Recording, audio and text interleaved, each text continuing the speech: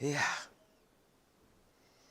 Uma mão que toca um violão, se for preciso, faz a guerra, mata o mundo. Aí depois canta um negócio importante, né? Que quem tem de noite a companheira sabe que a paz é passageira. Quem tem de noite a companheira sabe que a paz é passageira. Para defendê-la se levanta e grita: eu vou, mão, violão, canção, espada e viola enluarada pelos campos e cidades. Porta-bandeira, capoeira, desfilando, vão cantando liberdade. Sentirmos-nos livres, gente minha. Bom dia, boa tarde, boa noite. Eu sou Cláudia Rick e vocês estão na House da Aldeia. A House da Aldeia é a house que trata de política, ciência, filosofia,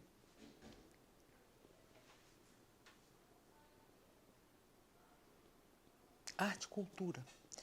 E sem aspectos culturais, o homem não pode verdadeiramente raciocinar. Porque a nossa capacidade, não conseguimos saber de todas as coisas que acontecem em todo o tempo, em todos os lugares, em todas as aldeias. Ainda que a gente vivesse numa aldeia pequenininha, em que tudo era bastante transparente, que já não é o caso no mundo globalizado, nós não sabemos todas as coisas que acontecem em todo o tempo. Mas com uma capacidade de percepção, de literatura, de estudo, de entendimento do funcionamento das coisas, a gente pode muito bem e muito melhor ter um entendimento dos fenômenos da vida e das coisas. A filosofia vai se encarregar bastante disso. Professor Olavo de Carvalho, se você nunca fez e não conhece, por favor, tome o tempo de ler suas obras e de fazer seus cursos. Ele tem um curso que se chama Curso Online de Filosofia, o COF, Curso Online de Filosofia, absolutamente sensacional. Em que por que a filosofia é importante? Por que num lugar onde alguém pode se destacar ou passar a influenciar os outros, a filosofia, especialmente a filosofia moral e a política, como se iniciou com Sócrates, fizeram um papel importante de a gente se perguntar por que as coisas vão por aqui e como elas deveriam ir para a gente poder ser ético, ser moral, ter um sentido na vida. E aqui eu tenho um livro em mãos, por incrível que pareça, George Orwell, Dentro da Baleia e Outros Ensaios.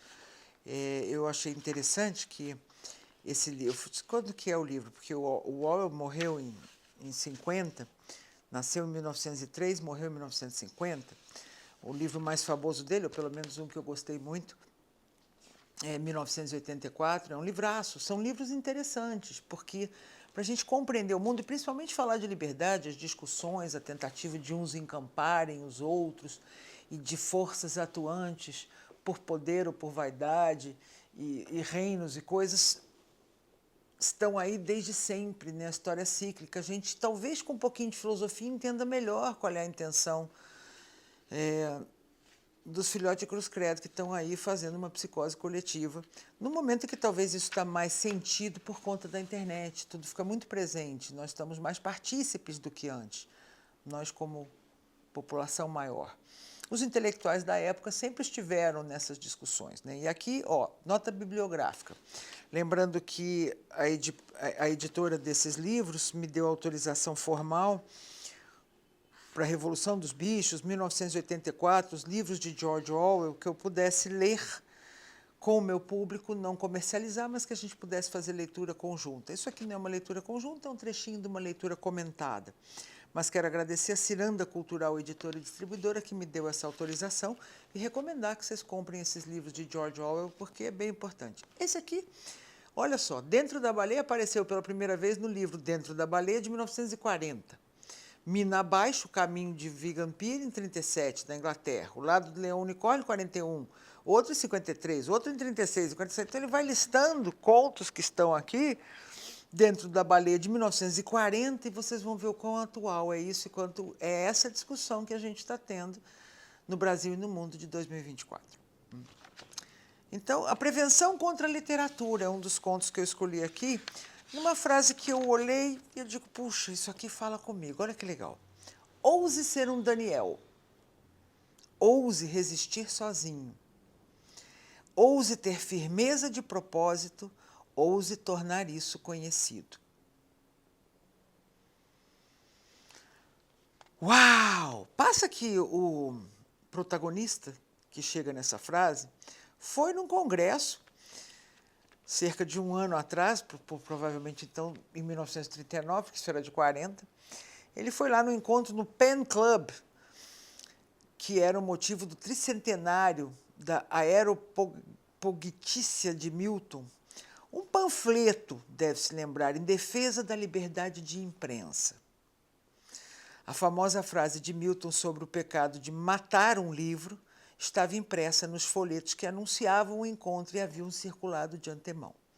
Mas ele se surpreende porque quando ele chega no evento no primeiro dia, tinham 4 oradores no tablado e se falou de tudo menos do que aqueles panfletos estavam colocando ali que tinha que se discutir. Um deles fez um discurso que abordava a liberdade de imprensa, mas só com relação à Índia. Outro disse com hesitação, em termos muito gerais, que a liberdade era uma coisa boa. O terceiro atacou as leis relacionadas à obscenidade na literatura. E o quarto dedicou a maior parte de sua fala à defesa dos expurgos russos. Entre os participantes da plateia, alguns voltaram à questão da obscenidade e das leis que tratam dela. Outros foram simplesmente louvores à Rússia soviética, à liberdade moral, à liberdade de discutir francamente as questões na imprensa, e pareceu gozar de aprovação geral. Mas a liberdade política não foi mencionada. Em meio àquela confluência de várias centenas de pessoas, das quais talvez metade estivesse diretamente relacionada ao negócio de escrita, não houve uma única capaz de chamar a atenção para o fato de que a liberdade de imprensa, se é que significa alguma coisa, significa a liberdade de criticar e se opor. Significativamente, nenhum orador citou o panfleto que estava sendo ostensivamente comemorado. Tampouco foram mencionados os vários livros mortos neste país e nos Estados Unidos durante a guerra. Ao fim e ao cabo, o efeito do encontro foi uma demonstração em favor da censura. Ai, mas vai que andar para trás, parece que o bicho-homem flerta com isso, e se reúnem todos, né? Serei breve, mas você vai gostar. Não houve nada especialmente surpreendente. Em nossa época, a ideia de liberdade intelectual está sob ataque em 2 frentes. De um lado, estão seus inimigos teóricos, os apologistas do totalitarismo, e do outro, seus inimigos práticos, imediatos, o monopólio e a burocracia. Qualquer escritor ou jornalista que queira preservar sua integridade vê-se impedido pela propensão geral da sociedade mais do que pela perseguição ativa. As coisas que estão trabalhando contra ele são a concentração da imprensa nas mãos de uns poucos homens ricos, o monopólio do rádio e dos filmes, a falta de disposição do público para gastar dinheiro com livros, tornando necessário a quase todo escritor obter uma parte da sua renda escrevendo por encomenda. A intromissão de órgãos oficiais, como o Ministério da Informação, o British Council, nesse caso ele escreve da Inglaterra, que ajudam a manter o escritor vivo, mas também desperdiçam o tempo dele e ditam suas opiniões, e a contínua atmosfera de guerra dos últimos 10 anos, de cujos efeitos tortuosos ninguém conseguiu escapar. Tudo em nosso tempo conspira para transformar o escritor, bem como todos os outros tipos de artistas, em um funcionário menor, que desenvolve temas passados a ele por instâncias superiores que nunca lhe revelam o que ele parece ser a verdade completa. Ao lutar contra esse destino, ele não obtém nenhuma ajuda do próprio lado. Isso é, não existe um grande corpo opinativo que lhe assegure estar certo. No passado, ou ao menos durante os séculos de protestantismo, a ideia de rebelião e a ideia de integridade intelectual eram mescladas. Um herético, político, moral, religioso ou estético, era quem se recusava a violentar a própria consciência. Sua perspectiva era resumida nas palavras do hino revivalista. Outra vez, Ouse ser um Daniel, ouse resistir sozinho, ouse ter firmeza de propósito, ouse tornar isto conhecido. Numa pequena passagem de enlace, aqui nesse trecho de um dos contos dentro da Baleia e Outros Ensaios, ele diz que para atualizar esse hino seria necessário acrescentar um não ao início de cada verso. Não ouse ser um Daniel, não ouse resistir sozinho, não ouse ter firmeza de propósito, não ouse tornar isso conhecido. Mas eu amei o que está aqui quando ele diz: a peculiaridade da nossa época com os rebeldes contra a ordem, ao menos os mais numerosos entre eles, estejam se rebelando também contra a ideia de integridade individual. Se você tiver integridade individual, ó para você. Ousar resistir sozinho é criminoso na ideologia, assim como perigoso na prática. A independência do escritor e do artista é devorada por forças econômicas vagas e, ao mesmo tempo, corroída por aqueles que deveriam ser seus defensores. É o segundo processo que estou abordando aqui. A liberdade de pensamento e a de imprensa são normalmente atacadas com argumentos que nem vale a pena mencionar. A gente já sabe de trás para frente, qualquer um que tem experiência de conferência, debate, conhece isso de trás para frente. Aqui não estou tentando responder à famosa alegação segundo a qual a liberdade é uma ilusão, ou a alegação de que existe mais liberdade em países totalitários do que nos democráticos. Estou tentando lidar com a proposição muito mais convincente e perigosa de que a liberdade é indesejável e que a honestidade intelectual é uma forma de egoísmo antissocial. É como se ser um psicopata, você ter liberdade, honestidade intelectual e liberdade individual é fascista nos tempos de hoje de redes sociais, né? Embora outros aspectos da questão normalmente fiquem em primeiro plano, e eu termino aqui com a controvérsia sobre liberdade de expressão e de imprensa, no fundo, uma controvérsia sobre a conveniência, ou ao contrário, de contar mentiras. O que está realmente em pauta é o direito de relatar os eventos contemporâneos veridicamente, ou tão veridicamente quanto for compatível com a ignorância e o viés de auto-engano de cada observador, que cada observador inevitavelmente sofre.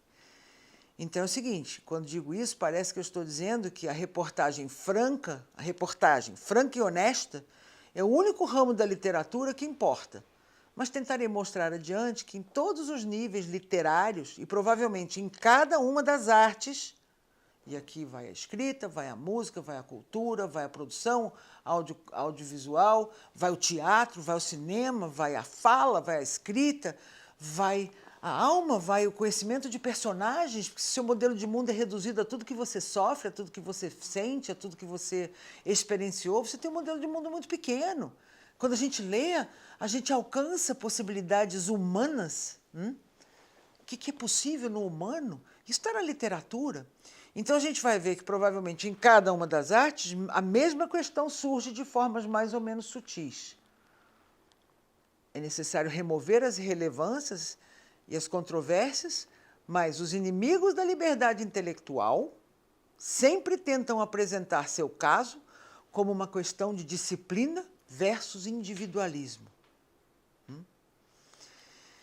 E a gente vai ver que esse aqui, entre as coisas que eu te recomendo, é ler George Orwell. Compre esse livro, todos os 4 que eu comprei juntos são maravilhosos, Dentro da Baleia e Outros Ensaios, A Revolução dos Bichos, 1984. Eu deixo a reflexão que às vezes eu penso, nossa, 1984 é chocante, é bárbaro. Eu comecei a fazer uma leitura conjunta e parei. Mas compre o livro para a gente dar continuidade nessa história. Liberdade com os sistemas, os esquemas e a própria necessidade, como ele disse, da burocracia e outros aspectos, é sempre motivo de confusão e de reflexão. Portanto, gente minha, a literatura, toda a chance de expressão, de arte, faz a gente estar mais em contato com as expressões do humano e mais em contato com a realidade. Escolhendo as fontes. É muito importante a gente escolher as fontes. E também saber que o problema da imprensa está na mão de uns poucos ricos, ou, pior, está sendo controlada de uma maneira distante e mundial por conta da rede social ou por conta da internet, os meios de comunicação, tem uma sintonia que atende a interesses. A internet vem a desmontar essa possibilidade de criar bastante conflito. Gostaria muito de acreditar que essa descentralização, você já me ouviu falar isso, do professor Carlos Nepomuceno, que nós fomos de 1 para 8 bilhões de pessoas na Terra em apenas 200 anos. Isso é uma mudança incrível, isso é uma mudança imensa, que no Manifesto Quantum House que você encontra nesse vídeo dando conta do nossa missão no mundo, eu exemplifico a história de que você mora num apartamento pequenininho, de quarto e sala, e de repente chegam 8 primos lá do Goiás, tudo de uma vez para ficar o fim de semana na sua casa. E que como vai ser esse fim de semana? Vai faltar água, vai ter problema de espaço, vai ter calor, vai faltar comida para todo mundo, lençol, logística, entrar e sair. Essa metáfora é muito boa para o que aconteceu com o planeta. Portanto, essa descentralização e um novo modelo de administração se fizeram necessários, tanto descentralizar e outros jeitos de funcionar, como o Uber, né? Quanto a gente ter um outro jeito de administrar, outro modelo de administração, por conta de uma mudança tecnológica da internet, que descentralizou, e também da densidade demográfica, de 1 para 8 bilhões de pessoas em apenas 200 anos. E aí a gente vê pessoas flertando com autoritarismo, com ditaduras e com reduzir a capacidade de comunicação, inclusive o Uber, inclusive ter coletivões e ter tudo na mão do governo. É muito bom que a gente filosofe. Nós precisamos filosofar com bons professores que nos ajudem, com os bons livros, e que a gente se prepare para entender com um pouco de filosofia o que está acontecendo no mundo, para a gente não se sentir oprimido pura e simplesmente ou de forma rasa. A gente entender que tem forças atuantes e que provavelmente a gente vai ter luz no fim do túnel, não é o trem vindo na contramão, que existe uma necessidade de transformação da sociedade no momento do mundo em que também tem recados e menções espirituais e dos teologistas, das pessoas que compreendem isso, do Apocalipse, dos livros e das escrituras sagradas e de dificuldades imensas no planeta. Então, a gente tem que ter mais capacitação para a gente poder fazer algo de bom, de bem e de belo na nossa própria história, na nossa própria estrada, e compreender que a gente pode se transformar para maneiras mais ecológicas de a gente viver conosco mesmos. Sair dos grandes centros, estar mais perto do campo, ter uma alimentação disponível diferente, ter uma reserva e ter uma compreensão do que os donos do mundo querem que a gente pense com essas mídias marrons que verdadeiramente não podem ser a nossa fonte de informação, né? Aqui, na House da Aldeia, eu vou ter alguns convidados nas próximas semanas e você, se quiser contribuir com o seu artigo, com o seu escrito, com o seu vídeo, a gente coloca na House da Aldeia, que vai tratar de política, filosofia, arte, cultura e medicina, ciência, que são aspectos que fazem a gente compreender com mais lastro quais são as possibilidades humanas, né? Gostaria de participar, por favor, escreve para nós, tem os e-mails aqui de baixo, e a gente talvez publique seu texto ou tenha seu vídeo, além dos meus convidados, amigos e parceiros de jornada, que certamente vão vir aqui contribuir, né? George Orwell, uma boa leitura para vocês, gente minha.